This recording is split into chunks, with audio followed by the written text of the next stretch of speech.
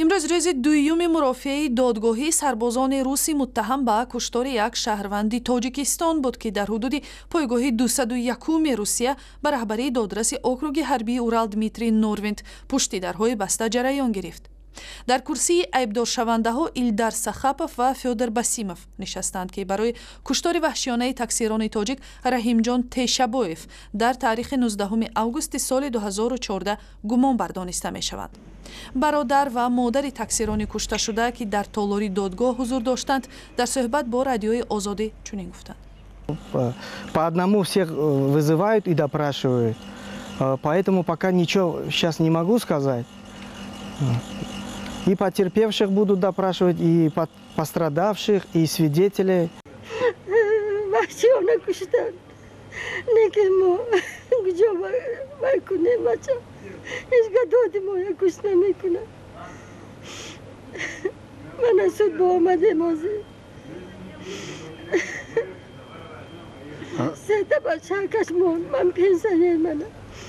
тафтиши пешакӣ маълум кардааст ки қабл аз куштор ин ду сарбоз ва таксирони тоҷик шинос буданд ва эҳтимолан сабаби куштор қарздории низомиён аз Тешабоев будааст.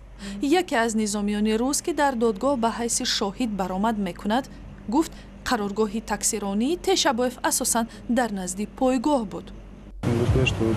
Знал таксиста до этого, я узнал очень много, знал еще с 2009 года. Ничего плохого не сказать. در صورت اثبات شدن گناه متهمان آنها را حکم سنگین تهدید میکند.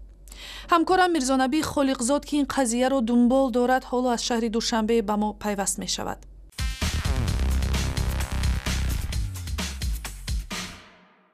میرزانبی، در روز دوم مرافعه سربازان روس آیا چی تحولاتی تازه روی داده است؟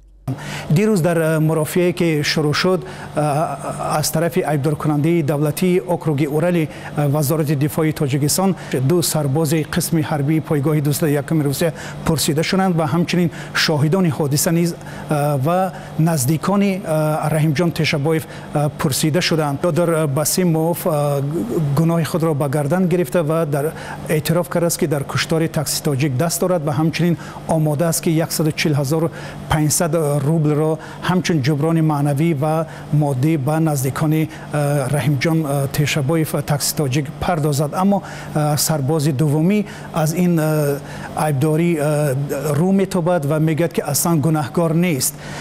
این را باید گویم که از جانب عیبدار کننده دولتی اوکروگ اورال وزارت دفاع تاجیکستان مسئله جبران 10 میلیون روبل روسی به نزدیکان تاکسیس تاجیک از طرف این دو سرباز ارائه گردید که باید هر یکی از اینا 5 میلیون روبلی به نزدیکان این تاکسیس تاجیک پردازند. همچنانی که از شاهدان این حادثه وقتی که پرسش انجام داده می شود، دو نفر از افسران پایگاه 201 روسیه میگن که شبی که این دو سرباز به این عمل خود دست زده بودند در کافه یا رستوران طاووس آمدند و سرخوشانه خود را ستایش کرده و گفتند که ما همین شب یک تاکسیس تاجیک را یک جای به قتل رسانده ایم.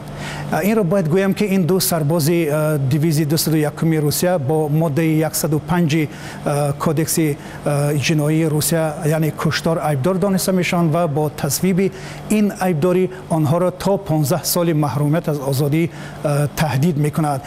یک نکته دیگر هم باید با استفاده از فرصت گویم که ایلدار سخاپوف همچنین با ماده 158 کودکس جنایی روسیه برای دزدی عیبدار دانسته می شوند. تشکر. همکارم میرزانبی خالقزاد تحولات اخیری دادگاه سربازان روس را در دوشنبه خلاصه کرد.